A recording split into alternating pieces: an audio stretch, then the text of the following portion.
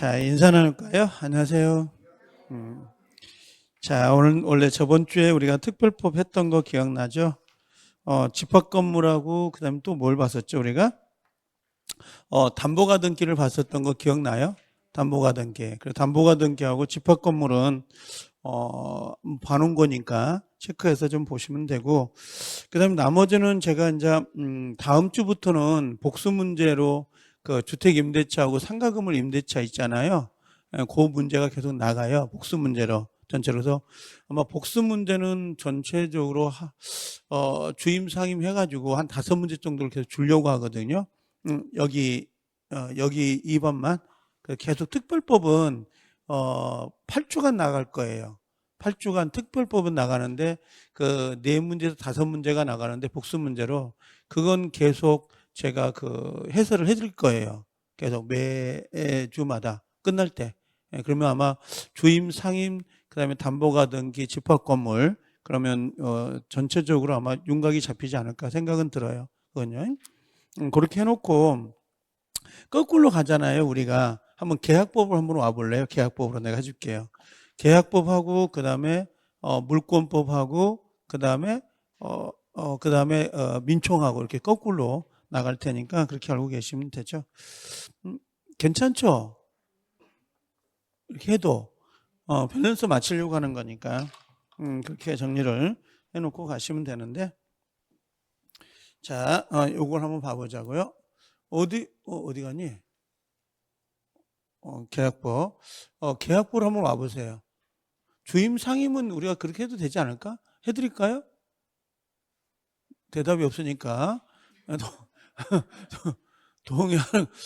동의하는 걸로 봐볼게요. 계약법으로 한번 와보세요. 그래도 계약법이 10문제라 그래서 잠깐만 넘겨볼게요. 제가 원래는 주임 상임을 해드리려고 했는데 그거보다는 계약이 더 나을 것 같아서 계약하고 넘어오시면 편할 것 같아서 잠깐만요. 너무 넘겨야 되는데. 자, 됐네요. 자, 청약과 승낙을 먼저 볼 건데 여기 계약 종류는 한번 와보세요. 폐주수는 어딘지 아시죠? 자, 이번 달에는 여러분들 할 때에 계약법하고 물권법을 좀 치중을 많이 하세요. 계약법하고 물권법을 좀 치중을 많이 하려고 하니까 그렇게 알고, 그 다음에 여러분들 좀 수업이 약간 9시까지이지만 한 20분 정도는 제가 특별법을 매주 할 거예요. 매주마다 특별법을 할 거거든요. 문제 풀이를. 그렇게 알고 계시면 돼요. 알겠죠? 여기 170페이지로 한번 와 보실래요? 자, 170페이지인데 여기 오시면 요게 계약법이에요.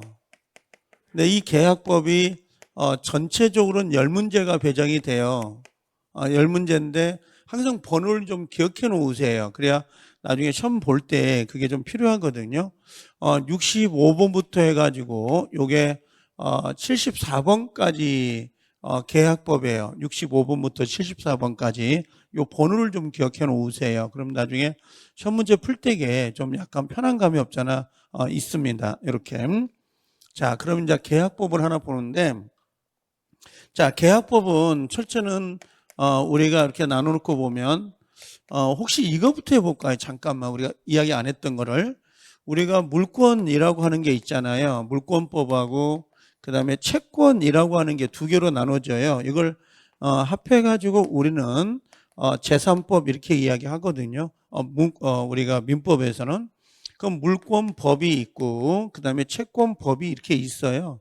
그러면 우리는 물권법은 전체적으로 총 8가지 물권 중에 7개가 시험 범위로 들어가요. 그러니까 물권법은 전체 다 들어간다고 보시면 돼요. 물권법 자체가. 그래서 원래 물권이 뭐냐 그러면 그냥 간단해요. 사람이 그냥 물건이에요. 이때 물건은 부동산도 될 수 있고 동산도 될 수 있어요. 부동산, 동산인데 얘를 직접 지배를 해요.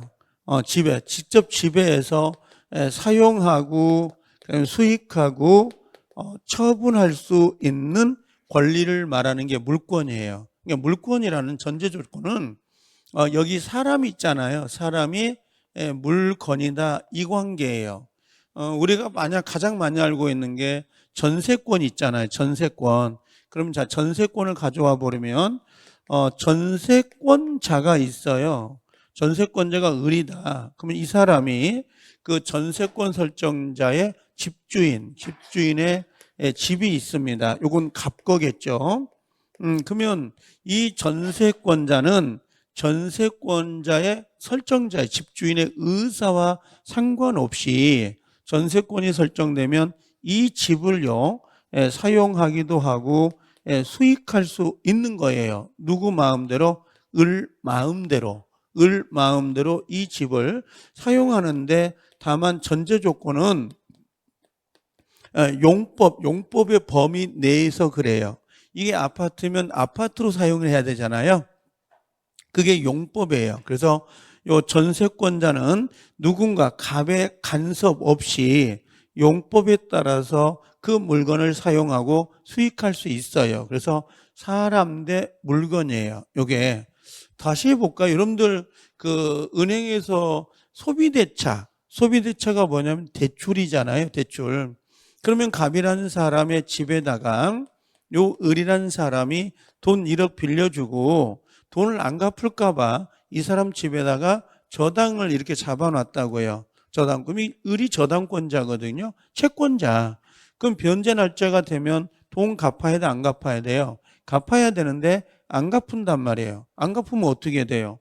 요 을은 요 집 있잖아요. 요 집을 누구의? 갑의 승낙, 허락 없이 그냥 저당권을 실행해버려요. 실행한다는 게 뭐냐면 경매를 청구를 해버린다. 그러면 요 사람이 물건을 갑의 승낙 없이 마음대로 경매를 붙일 수가 있다고. 이게 물권이에요. 그러니까 물권은 사람 대 물건이 나오는 거야. 사람 대 물건. 그래서 지상권, 지역권, 전세권, 저당권 다 그런 패턴이에요. 요것들이 소유권도 그렇고. 근데 이 채권이란 놈은 안 그래요. 채권은 반드시 사람과 사람이에요. 사람과 사람. 그래서 사람이 요 사람에게 뭔가를 요구하면 다 채권이라고 보시면 돼요. 하나 예를 들어 보면 갑이라는 사람이 집이 있는데 자, 을이 전세권자예요. 전세권자. 그럼 전세권의 기간이 종료가 됐어요.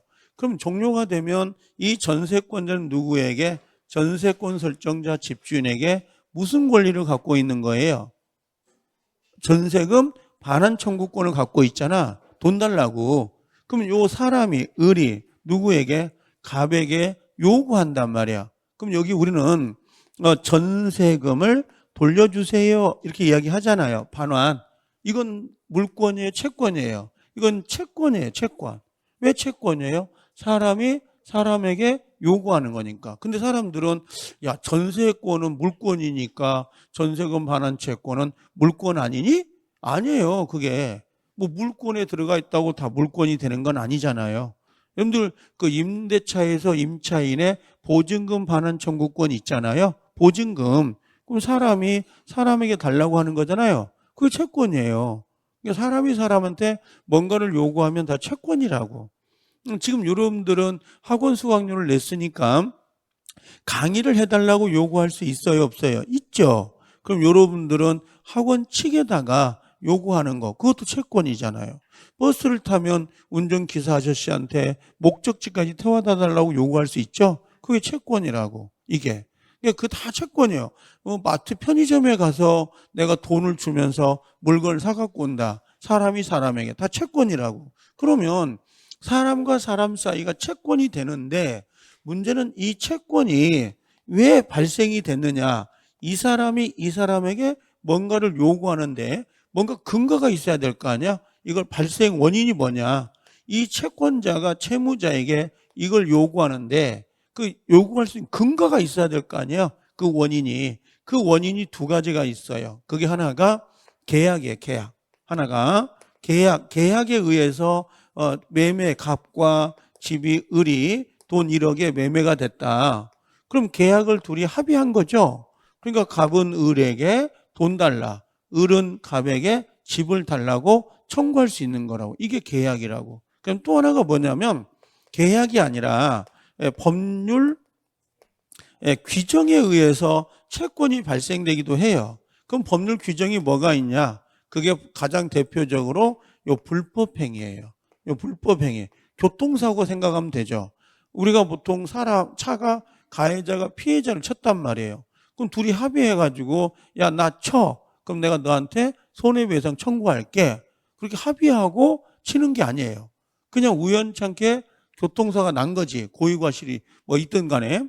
그러면 당연히 불법행위에 의해서 갑이 을에게 손해배상을 청구할 수 있도록 돼 있다고. 이게 법의 규정에 의한 채권 발생이라고요. 그럼 우리는 지금 예를 보는 게 아니지. 중개사에서는 예를 볼 수밖에 없죠. 법률의 규정이니까. 아니죠.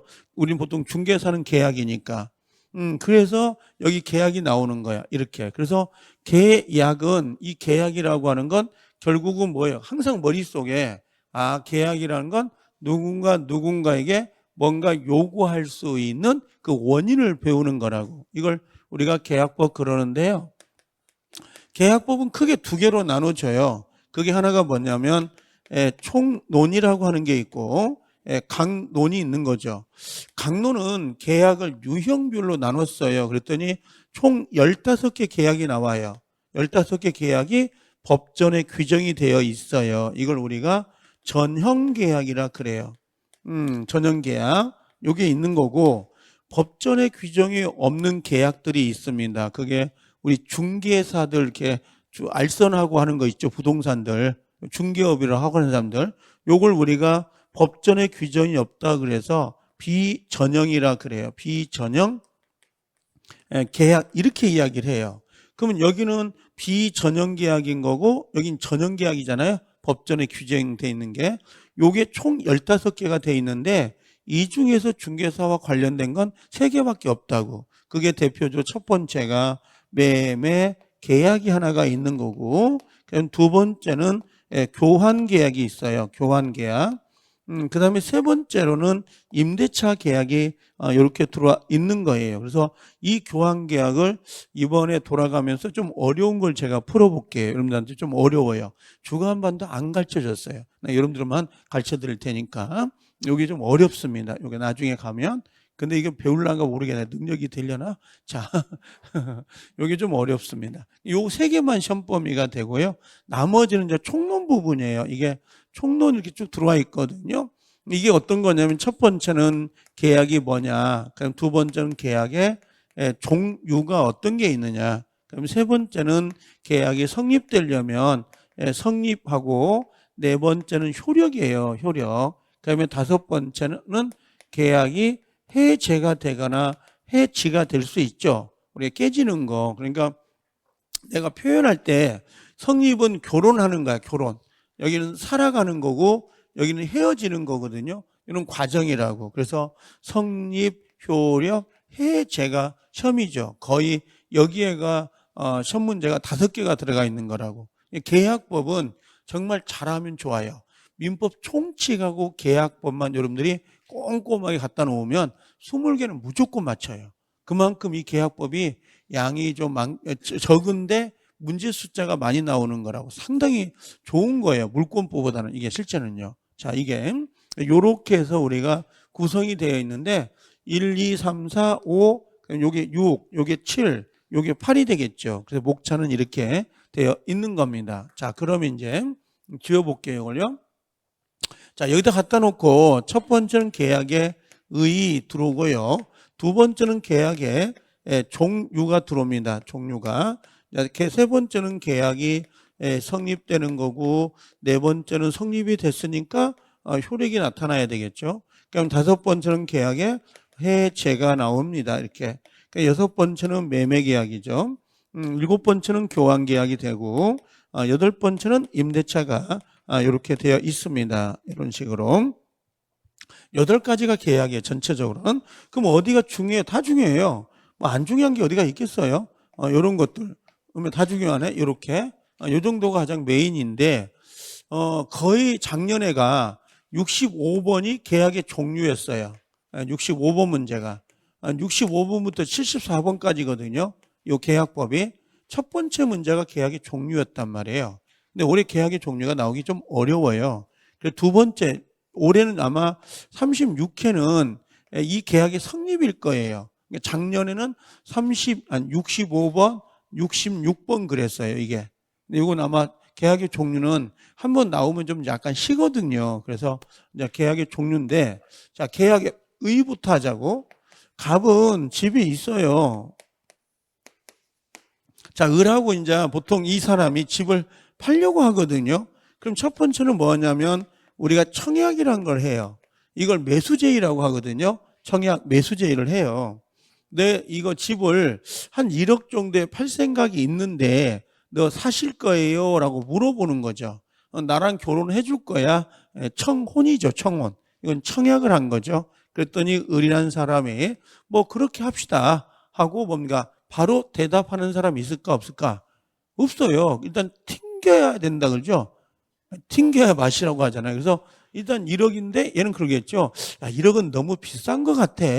한 9천 하기죠. 그걸 얘가 좀 미적미적하면 9,500 이렇게 올리고요.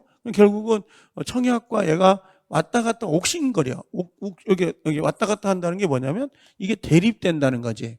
그러다가 얘가 나중에 가격이 맞으면 그래요, 내가 사겠습니다 라고 승낙을 해요. 이렇게. 그러면 청약은 누구의 의사표시예요? 갑의. 아니죠. 청약은. 요 승낙은 누구 의사표시? 을. 두 개가 처음에는 대립되다가 어느 순간에 합일점을 찾는 거 있죠? 이걸 계약이라 그래요. 그래서 우리가 뭐라고 하냐면 두 개의 의사표시라 그래요. 여기다가 뭐가 있는가? 청약 플러스 뭐예요? 승낙이 있다. 두 개가 대립되다가 대립이 되다가 어느 순간에 뭘 찾는 거예요? 합의가 이루어지는 것. 이걸 계약이라 그래요. 근데 조심할 거는 계약이라는 게 성립되려면 요 합의가 되려면 반드시 전제 조건은 두 개를 갖춰야 돼요. 그게 어떤 거냐면 자, 여기다가 주관적이라 그래요. 주관적이란 건 무슨 말이냐면 상대방이 합치가 되어야 돼요. 상대방이 합치가 돼야 된다. 주관적. 자, 갑남이 을여에게 결혼해달라고 했잖아요. 갑남이 을여에게. 그럼 을여가 결혼해주세요. 갑남이 을여에게 결혼해달라 그랬다고. 그랬으면 을여가 대답을 해야 될 거 아니에요. 승낙을 할 건지 말 건지. 근데 그 옆에 짝사랑했던 병녀가 내가 결혼해줄게. 그래, 손들고. 그럼 결혼이 되겠어? 안 되겠어? 안 되죠. 당사자가 합치가 안 되니까. 근데 갑은 을한테 내 집을 1억에 사라고 했어. 1억에. 알고 지내니까, 친하니까 깎아준 거야. 근데 그 옆에 있던 병이라는 사람이 내가 사겠다는 거야. 승낙을 한 거야. 1억에. 그럼 우리는 갑이 1억을 불렀으니까 병이라는 사람이 1억에 사겠다고 했으니까 그럼 계약은 성립되는 거 아니냐? 이렇게 생각할 수 있지만 갑은 을을 친하니까 아니까 깎아준 거라고. 그럼 생판 생명부지인 병한테 팔려면 1억 3천은 받아야 된다고. 제 말 무슨 말인지 알겠어요? 그래서 두 번째는 객관적이라 그래요. 이 객관적은 뭐냐면 계약 내용이에요. 계약 내용.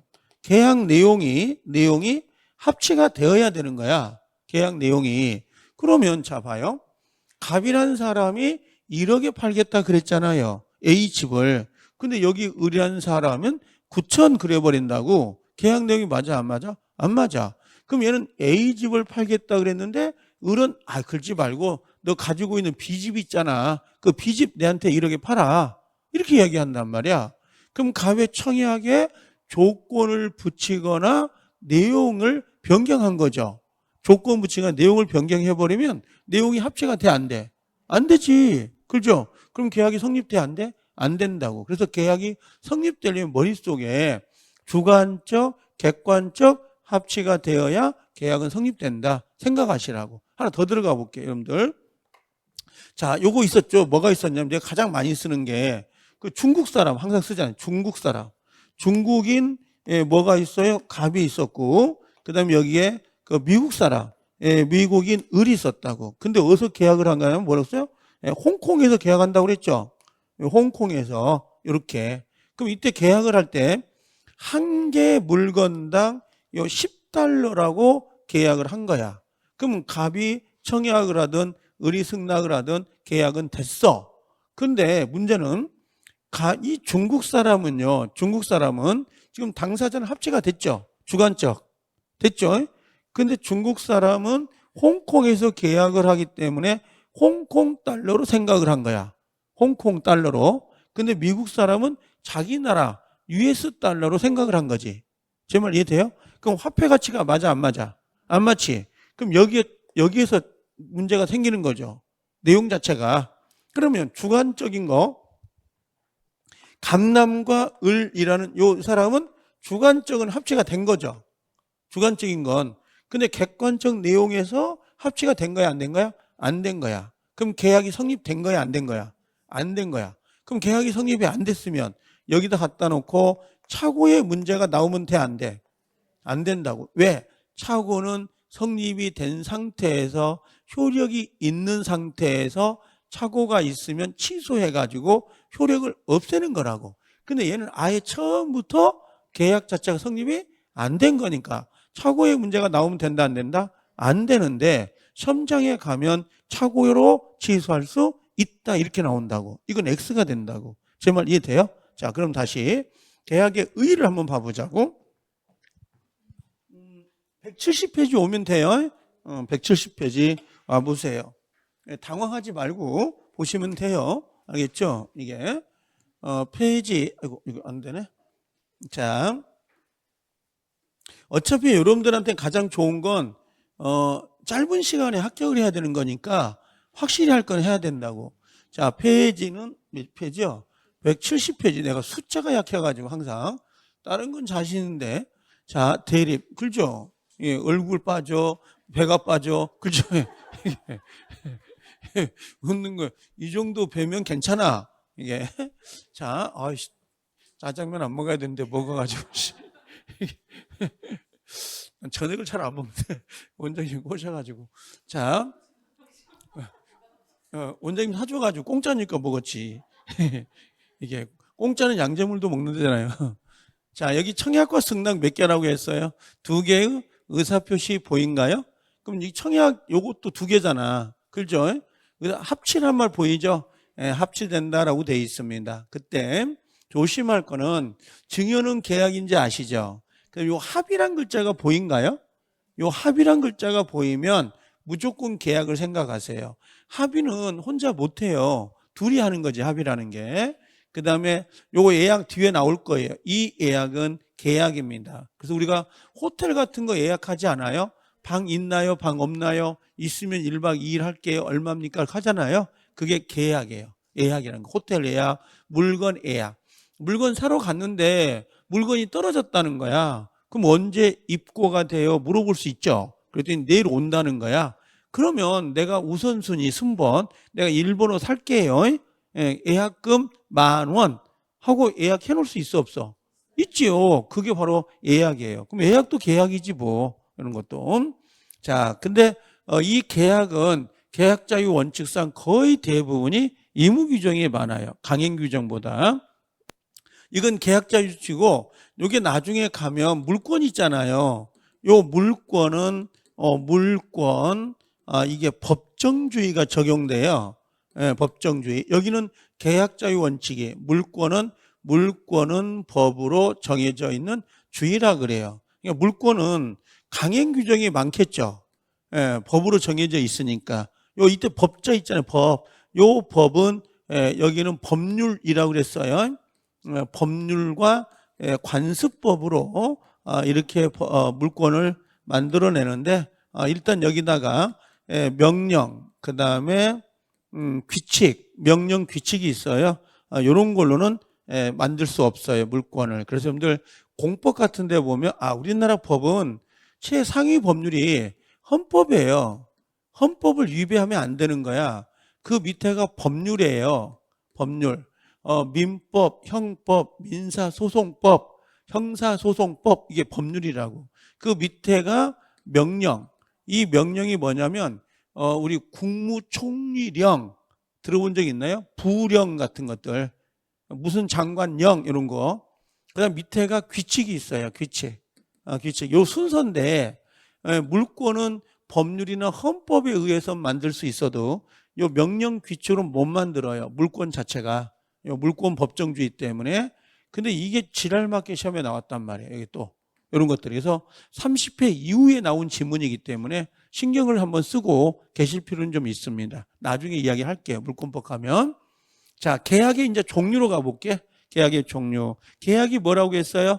두 개 의사가 서로 대립되다가 합일점을 찾는 것. 이렇게 생각하면 되죠. 여러분들 결혼하기 힘들었어? 안 힘들었어요? 내가 지금 얼굴 보니까 힘들었겠는데 꽤. 아니, 이건 동영상 보시는 분들은 잘 모르겠고, 그렇죠? 근데 결혼하려면 얼마나 의사가 대립됐겠냐고, 그렇죠? 하자 말자, 옥신각신 하다가 에라이 결혼 직전에도 던지잖아요. 그렇지 않아요? 그러다가 합일점을 찾아가지고 결혼한 거예요. 그렇죠? 거기는 할만하겠더라. 신랑이 내가 봤으니까. 자, 아까워. 아까워. 참. 자, 신랑을 내가 봤으니까 알죠. 봤으니까. 자, 그 다음에, 자, 계약 종류. 여기 보면 쌍무계약이 있고 편무계약인 거 보이셔요? 쌍무 편무인데 우리 시험법에는 전부 다 쌍무예요. 그게 어떤 거냐면 이런 거요. 예를 들어보면 갑이라는 사람이 집을 주고요. 을이라는 사람이 돈 1억에 둘이 매매를 한단 말이에요. 그럼 요 갑이란 매도자는 채무가 뭐예요? 채무가 의무가 뭐예요?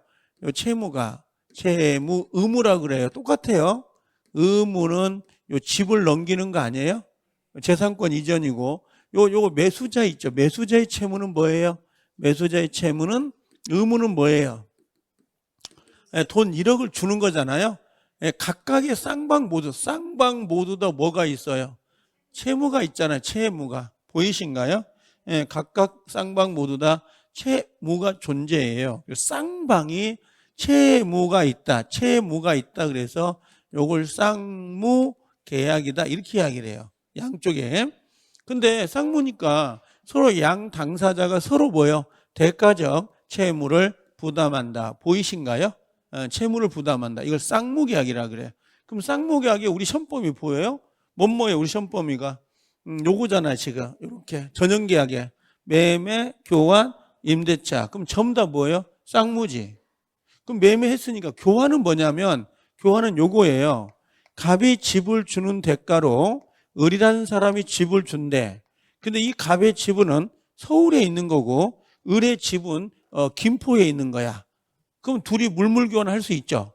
그러면 이걸 물물 교환이라 그래. 그럼 여기는 돈이 넘어가는 게 아니라 재산권을 이전해 주는 게 목적이겠죠. 이렇게 바꾸는 거. 이걸 물물 교환. 내가 있잖아. 연필 줄게. 연필. 요거 줄 테니까 아니 뭐 자, 이거 가져서 뭐 하게? 연필 줄 테니까 너 운동화 비싼 거 신었는데? 나하고 바꾸자고. 여기 연필이 얼마야? 1,000원짜리죠. 이 친구는 나이키야. 작년 신상품이야, 이게. 작년 말 겨울에 나온 신상품이에요. 이 신발은. 내가 알아요. 이게 27만 원 정도 줬을 거야. 27, 8만 원 정도. 비싼 시계입니다. 이게 신발 치고는 이게 고등학생이 이걸 신고 다녀? 엄마 아빠 등골 빼겠다. 자, 요거 1,000원짜리고 그걸 바꾸자고. 알겠죠? 그럼 요건 1,000원인데 신발은 27만 원이죠. 그럼 차입금이 나죠. 그래서 물물교환을 할 수 있다 없다. 교환 계약을 할 수 있는데 나는 보충금을 줘. 이 차입금 있잖아요. 한 27만 5천 원이잖아. 그럼 25만 원 정도 주는 거야. 이 연필에다가 플러스해서 그걸 보충금이라 그래요. 그러면서 물물교환이 이루어지는 거라고. 그게 무슨 말인지 알겠죠? 오케이. 이게 물물교환이야. 그러면 갑은 이 집 줘야 되죠. 을은 이 집 줘야 되죠. 그럼 각각이 채무가 있어요, 없어요? 있어. 쌍무. 자, 임대차 봐보세요. 임대인은 집을 사용 수익할 수 있도록 해줘야 되고 임차인은 뭘 줘야 돼요? 월세. 차임을 지불해야 되겠죠. 양쪽 모두 다 뭐가 있어요? 채무가 있단 말이에요. 채무가. 이해돼요? 그래서 쌍무라는 거지. 근데 편무는 일방만 채무를 부담해요. 그러니까 갑이라는 사람이 집을 얘한테 공짜로 주는 거야. 공짜로 주고 이 을은 반대급부가 없어요. 급부는 있는데요. 반대급부가 있어요, 없어? 반대급부. 반대급부가 존재하지 않는 거예요. 이게 없고 이것만 있는 거. 이걸 편무라 그래. 한쪽 편만 채무를 부담한다. 가장 대표적인 게 증여나 사용대차인데 이건 외우셔야 돼요. 이건 암기를 해놔야 됩니다. 가볍게. 그 다음에 매매 교환 임대차는 쌍무란 건 자연스럽게 아는데 얘가 우리 시험 범위가 아니에요. 시험 범위가 아니다 보니까 요 편무계약에 증여, 쌍무, 아니 사용대차가 있다는 거. 증여는 주기만 하는 거예요. 공짜로. 반대급부가 없어요. 사용대차는 자전거를 빌려 탈 때 한강에서 제주도 놀러 가면 렌트하죠. 그 사용료 줘야 안 줘요? 줘. 그게 임대차. 임대차인데 사용료를 주니까 가만히 보니까 그 사장님이 내 친구야. 친구가 뭐라고 그래? 야, 그냥 공짜로 타. 공짜로. 그리고 차만 다시 그대로 반환해줘. 그게 뭐예요? 사용대차. 그러면 임대차는 유상이고 사용대차는 무상인 거지. 그렇죠? 그러면 내가 공짜로 친구 차를 타고 다니는 거잖아요. 반대급부가 있어요, 없어요? 없죠. 그게 그게 그 편무계약이에요. 그래서 여기에 편무계약은 요 증여하고 사용대차 정도 생각하면 되는데 외우세요. 둘을 구별한 이유는 동시행 항변권하고 그다음 동시항변권하고 위험 부담 때문에 그러는데 아직 안 배웠어요. 요것은 쌍무에서만 나와요. 쌍무만 나오고 편무는 있다 없다. 편무에서는 이게 없습니다. 이게 들어오지 않는다고. 그래서 요 정도만 체크하면 돼요. 그래서 동시 이행 항변권과 위험 부담은 쌍무에서만 문제가 되고 편무는 나오지 않는다. 나중에 나올 거예요. 자, 두 개 구별했고, 자, 유상입니다. 유상은 대가를 줘야 돼, 안 줘야 돼? 줘야 돼. 그러니까 요걸 반대급부라고 생각하면 좋아요. 반대급부가 있다 이 말이죠. 뭐가 있으면 급부가 있으면 반대급부가 나와야 안 나와요? 있어. 이게 유상이에요. 근데 무상은 반대급부가 없어요. 받기만 해. 받기만. 여기는 반대급부가 있다 없다? 없어요. 그럼 여기는 누구냐면 아까 쌍무에 해당됐던 애들이 있잖아요. 누구예요? 그게 매매, 교환, 임대차고 여기는요. 증여, 사용대차 이렇게 생각하면 돼요. 그래서 증여, 사용대차는 편무이면서 무상이에요. 반대로 매매, 교환, 임대차는 쌍무이면서 유상이에요. 그렇게 기억을 하시면 됩니다. 그래서 여기 보면 유상과 무상을 구별한 이유는 유상계약에는 매매에 관한 규정을 준용하는데 이게 계약금하고 담보책임이에요. 즉 여러분들 계약금을 지불했는데 계약을 안 하고 싶을 때는 교부자는 포기하고 수령자는 배액을 상환해서 계약을 해지할 수 있도록 되어 있거든요. 이해되시죠? 근데 문제는 뭐냐면 임대차도 여러분들 얻을 때 계약금 걸어야 안 걸어요? 걸죠. 근데 임대차 계약금을 걸었는데 내가 계약을 안 하고 싶어요. 그럼 어떻게? 교부자는 포기하고 수령자는 배액을 상환하잖아요. 그게 임대차에는 규정이 없어요. 임대차는 규정이 없다고. 그런 규정이. 그럼 어떻게 그걸 적용하냐 그랬더니 유상계약이죠. 임대차가. 매매에 관한 계약금을 끄집어다가 사용하는 거야. 끄집어다 사용하는 걸 우리가 준용한다 그래요. 준용. 그러니까 여기 매매에 관한 규정이 있거든요. 그때 임대차나 요 교환계약은 그런 내용이 없다고. 그럼 이 규정이 없을 때 누구 거를 요거 매매에 관한 규정을 뭐예요? 갖다가 끄집어다가 사용하겠습니다. 이런 의미예요. 이게 준용 규정이에요. 유상계약에서만 이 정도. 자, 낙성계약은 뭐냐면 승낙만 있으면 되죠. 합의만 있으면 되는 거고. 그럼 요물계약은 합의 외에 물건 인도가 꼭 들어가야 돼요. 이런 것들. 여러분들 혹시 그런 거 있잖아요. 그 전봇대에 보면 강아지를 찾아주세요. 강아지를 찾아주면 사례가 있습니다. 50만 원 걸죠. 그럼 내가 전화해가지고 나오고 계약합시다. 내가 당신 강아지 찾아가지고 갈 테니까 나오고 계약합시다. 그러면 수화기 너머에 개 주인이 뭐라 그래? 개부터 찾아갖고 오라 그래요. 개부터. 이건 계약이 아니고 개를 잡아서 가지고 가야 된다고. 그래야 계약이 성립돼요. 여러분들 그런 거 있잖아요. 뭐 살해하겠습니다. 뭘 찾아주면 살해하겠습니다. 그런 거 있죠. 그럼 내가 그 사람하고 계약하면 그 사람만 찾게 되는 거잖아. 그게 아니라고. 너희들 중에서 개를 찾아갖고 오라. 그럼 내가 그 사람하고 계약하겠다. 그 사람에게 살해금 주겠다. 이런 의미예요. 그게. 경찰서 지나가다 보면 그 20명인가 있죠. 그 주요 지명 피의자. 그리고 가끔 가다 보면 나하고 닮은 애도 있어요. 이게 이름이 달라서 다행이지. 그럼 그게 뭐겠어요? 그건 그 사람을 찾아와서 데려오든 정보를 제공하면 내가 살해금 주겠습니다. 그게 300만 원인가 길 거예요. 그게 알게 보는 게 나중에 사진 찍어갖고 다니면서 그 비슷한 사람 있으면 연락을 해라고. 알바 300. 알겠죠? 이게 덤비지는 말고 덤비지면 큰일 나게요. 이게 이상한 사람이 많아가지고 이게 요물계약이야. 그러니까 요물계약은 합의 위에 플러스 뭐가 있어야 돼요? 물건의 인도가 있어야 돼. 여러분들 계약금 계약이 아주 대표적이죠. 계약금 계약. 그래서 매매계약을 체결하면서 계약금을 1,000만 원 주기로 약속을 했습니다. 약속만 하면 돼? 안 돼? 안 돼. 입금이 돼야 돼? 안 돼야 돼? 돼야 돼. 그런 게 계약금 계약이 성립되는 거라고. 자, 그래서 이게 요물계약인데, 자, 뒤로 넘어와 볼게요. 이제 넘어오면 지문이 나오잖아요. 총 몇 가지예요? 9가지죠. 이 9가지를 반복해서 읽으세요. 시험은 여기서 나오니까 이 9가지가. 첫 번째는 뭐라고 했어요? 여기에 첫 번째는 뭐가 들어오는 거예요? 여기에 보면 쌍무계약은 언제나 뭐가 돼요? 유상계약이에요. 쌍무계약은 언제나 뭐가 된다? 유상계약이다라고 되어 있습니다. 그래서 요게 그러면 뭐예요? 쌍무는 유상이니까 매매, 교환, 임대차는 쌍무이죠. 걔들은 전부 다 유상계약이 되는 거라고. 쌍무는 유상이에요. 근데 유상계약은 언제나 쌍무계약이 되는 건 아니다라고 했는데 이게 딱 한 번 나와요. 그래서 나중에 가서 이걸 쌍용그룹 알죠? 쌍용. 쌍용. 쌍자가 먼저 쌍유잖아요. 쌍유가 나오면 맞아, 틀려? 맞아. 그래서 이건 유쌍 그럼 돼, 안 돼? 유쌍 그러면 안 되잖아요. 쌍유가 맞는 거라고. 쌍자가 먼저 나와야 돼. 요즘은 이제 쌍용그룹이 없어져가지고 이게 좀 약간 난감하더라고요. 예전에는 쌍용그룹이 있어요. 쌍자가 먼저 나와야 돼. 쌍용? 그럼 다 알더라고요, 이게.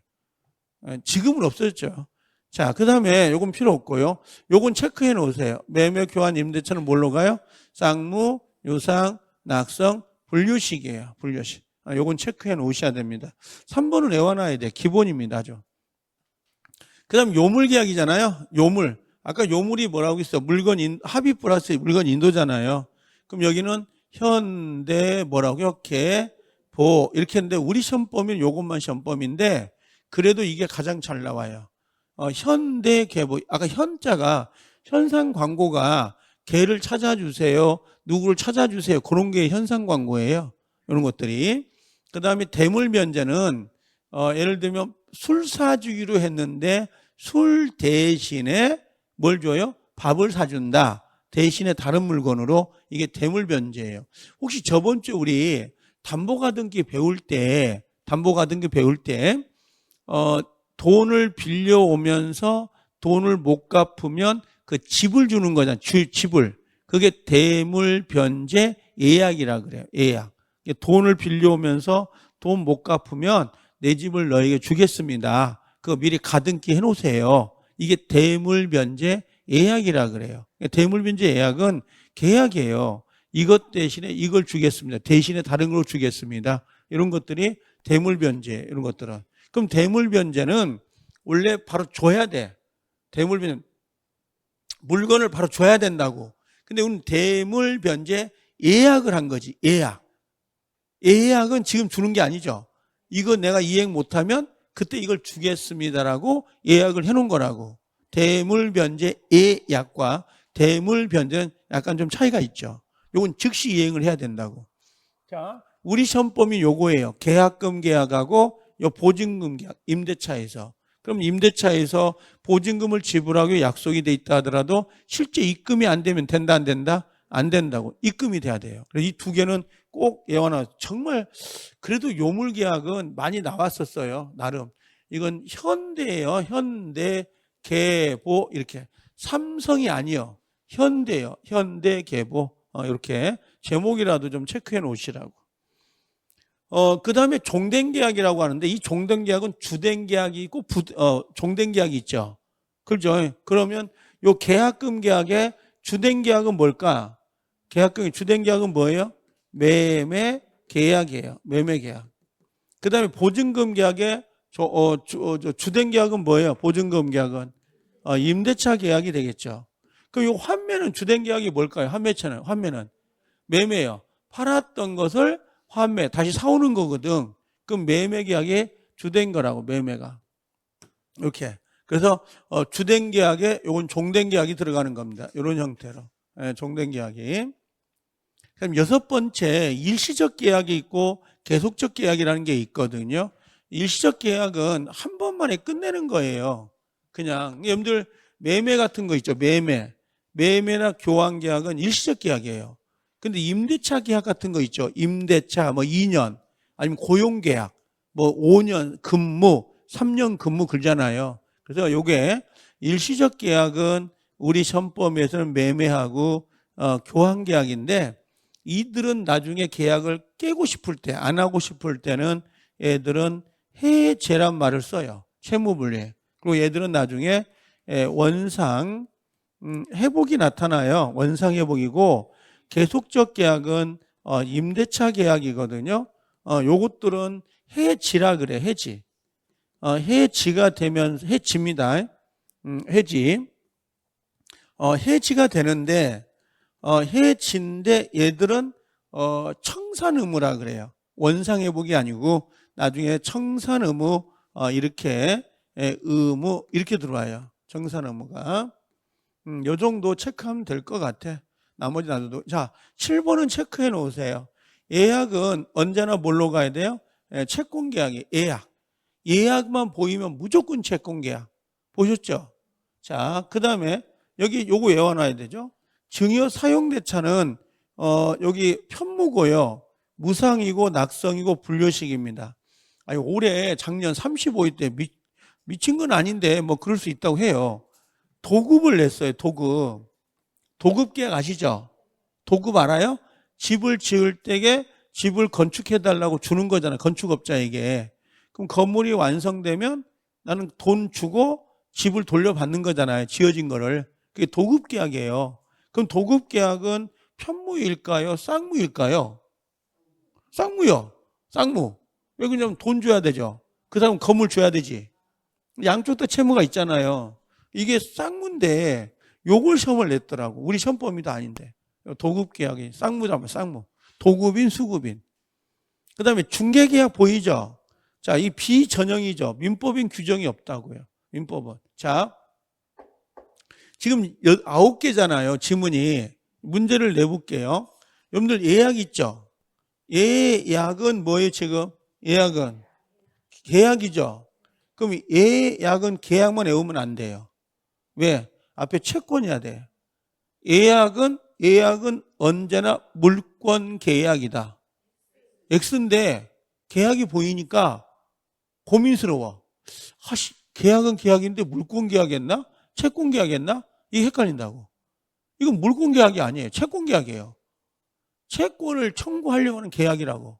그래서 여기가 옆에다가 뭘 쓰면 돼요? 물권.